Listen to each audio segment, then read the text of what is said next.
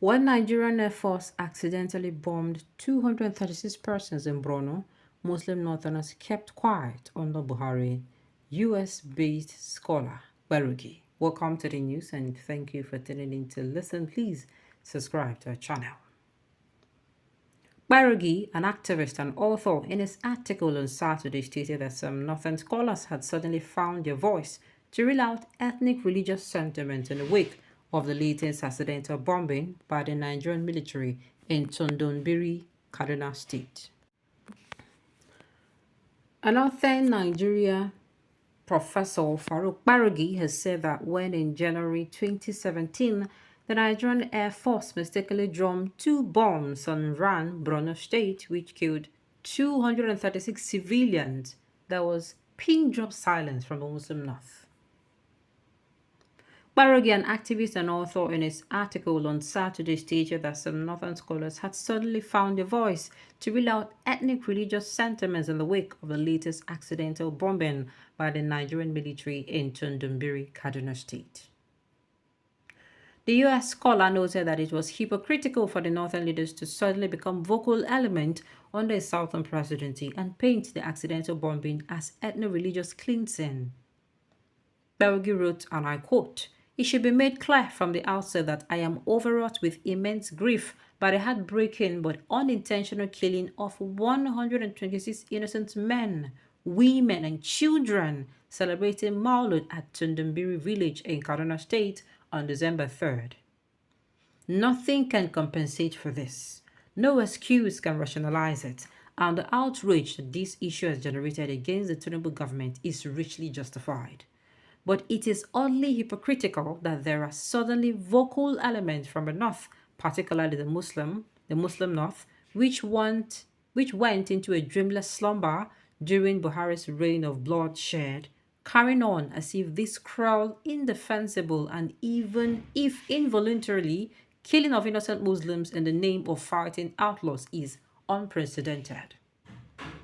While on January 17, 2017, the Nigerian Air Force also mistakenly dropped two bombs on the IDP camp in Ran, Borno State, which killed 236 innocent men, women, and children, according to the Human Rights Watch Nigeria revised estimate as reported by the Voice of America on January 24th, 2017. The Nigerian military said it mistook the poor refugees for Boko Haram terrorists.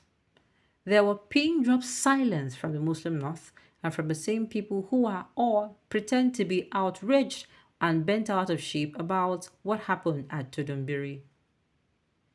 Those of us who ranted and raved in righteous rage about it because Muhammad Buhari showed scant concern for the lives that were snuffed out by the military he was commander-in-chief of were hushed up, harassed, attacked, and defamed.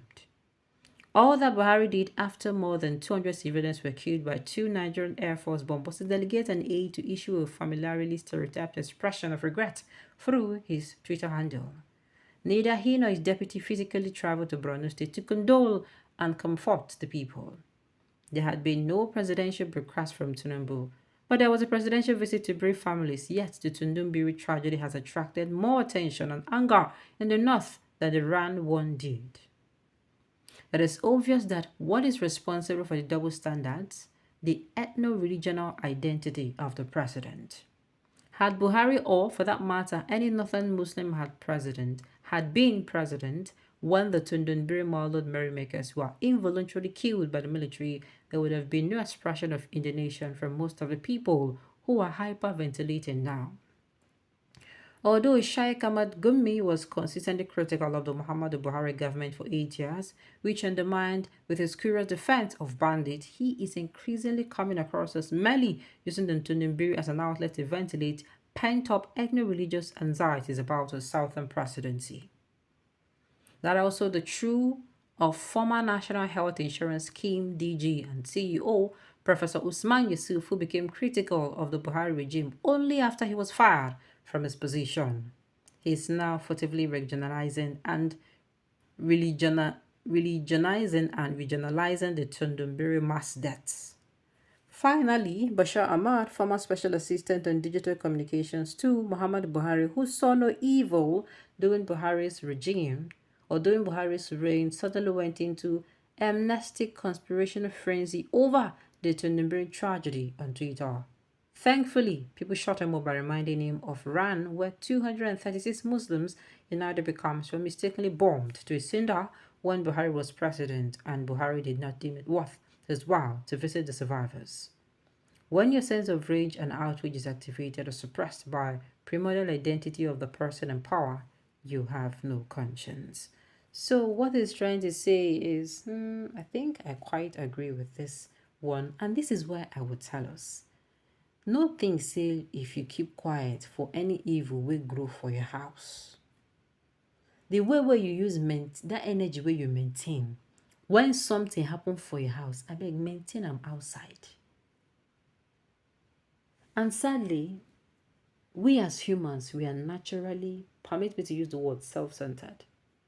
We are self-centered. You understand? We only know how to magnify the faults of others and, see our own fault as normal.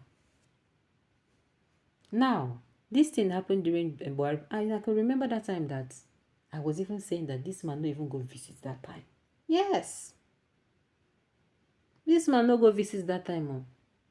The man just day like say, nothing sup. I can remember vividly that this is not the first time this thing is happening. I said it now. It don't happen before.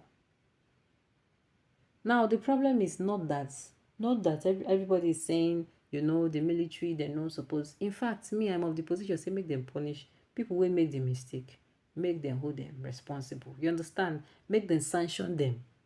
So that next time, by the time they carry for mind, say, then punish us when we do this kind of thing. The next people they could be extremely careful. No problem.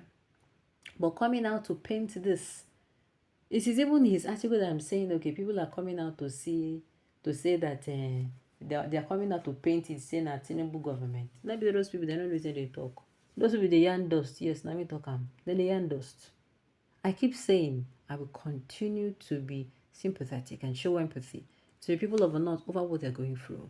But if you want to come outside, when they talk, say, this one, that one, say, during Tinubu regime, Tinubu is not. I'm not a fan of Tinubu.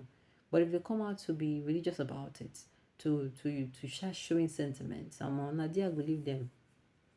I will leave them followed. Me and them go follow before. They're just being sympathetic. Truly, what happened is a calamity, sincerely.